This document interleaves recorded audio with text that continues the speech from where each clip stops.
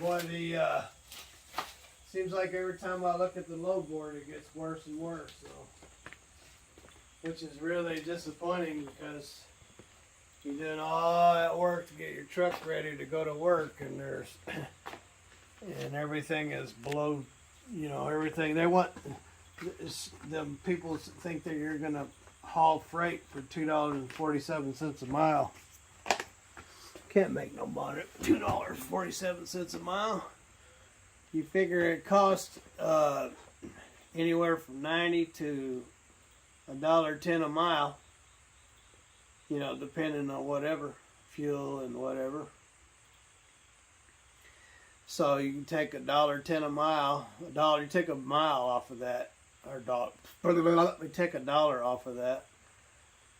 Now you're down to $1.47. And then if you lease onto a carrier, regardless, you're gonna have to start minusing money big time. So if you're not leased onto a carrier, the first thing you have to do is take out money for your insurance. But I take out 18% right off the top of the gross.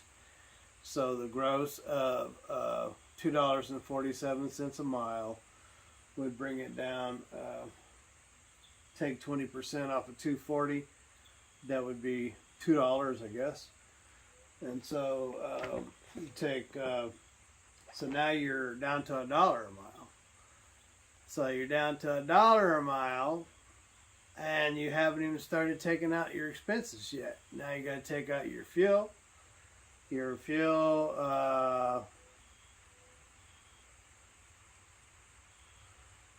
What am I doing? Oh, I don't. So okay, the fuel was in my dollar a mile. So anyway, so now you're down to $1 a mile. So now that you're down to $1 a mile, that's what your earnings will be. Now, out of your earnings of $1 a mile, you have to pay your truck insurance, your IFTA, your heavy road taxes, your tolls. You have to feed yourself. You have to feed your family. You have to pay your bills, all from $1 a mile. So, good luck with that. So, I typically don't haul freight for less than $3 a mile because I know the math. So at $3 a mile, that lets me work at $2 a mile.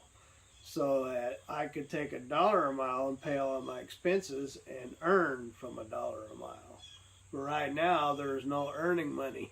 You see what I'm saying? Mm-hmm. Because there's $1 a mile missing.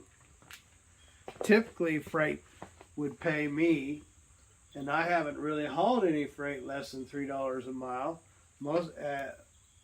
Up until, so anyway, so I try to keep everything $3 a mile plus. So now the load board, if you look at the load board, and it looks devastating, but I could tell you at looking at the load board for the last 18 years straight, it never looks any different. The freight rates are always bottom dollar when you're looking at it. Very rarely do you see somebody put their money out there on the freight board. Yes, I know there's less freight on the load board, but even when the freight was paying top dollar, what was on the load board looked bleak. And every once in a while you would get one that would pay. So if you're looking at the load board saying, ooh, it looks really bad, well, it always looks bad when you look at the load board. You have to get on there and call and tell people what you'll haul it for. The problem is that there are so many trucks willing to haul it for less. So that's the biggest problem, is people are willing to haul it for less. There's people that are willing to haul freight without earning money. And here's another thing, ladies and gentlemen, that you're not aware of. So we have anywhere from 10 million to 30 million illegal aliens in our country since the Biden administration. And I have personally witnessed it myself, that there's many, many illegal aliens driving semi-trucks. So, and all across the country, they have manipulated our licensing departments and they've taken them from the courthouses where they were originally at, and they set them up in these private little buildings that are privately owned. This is driver's license now. And they bring in interpreters and stuff, and they bring interpreters and they sit there and give them driver's license, and they put them in these trucks. So our very own government is putting illegal aliens in these semi-trucks and running them up and down the road. The shippers will say, hey, well, I hope you speak English. That last guy didn't speak a lick of English. So not only do we have that, our brokers to compete with, but we have illegal aliens now driving trucks. And but anyway, my truck, when it's up and done, ladies and gentlemen, it has to be done. It just has to be 100%. I can't leave my truck sitting there. Even if I don't drive it, it has to be 100%, because what good is it ever going to do me if it's not 100%? What good is it to have a motorcycle if you can't ride it? What good is it to have a car if you can't use it? So my truck is almost done. And then if I can't find loads to make money, then my next goal is to find me a job. And I haven't worked for anybody else in 18 years. I did work for Tom Watkins there for a year. For a year, and Hicks Transportation in between my trucks.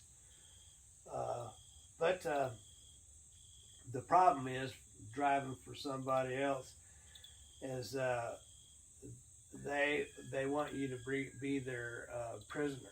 They want you to be their robot.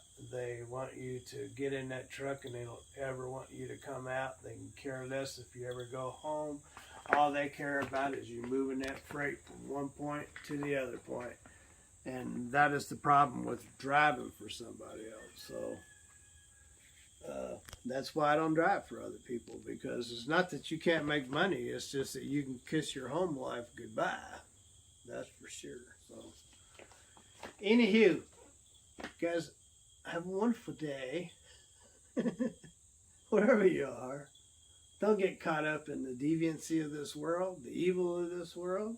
And hopefully that we all make it through what's going on with the corruption, and that we can stomp it out, we the people.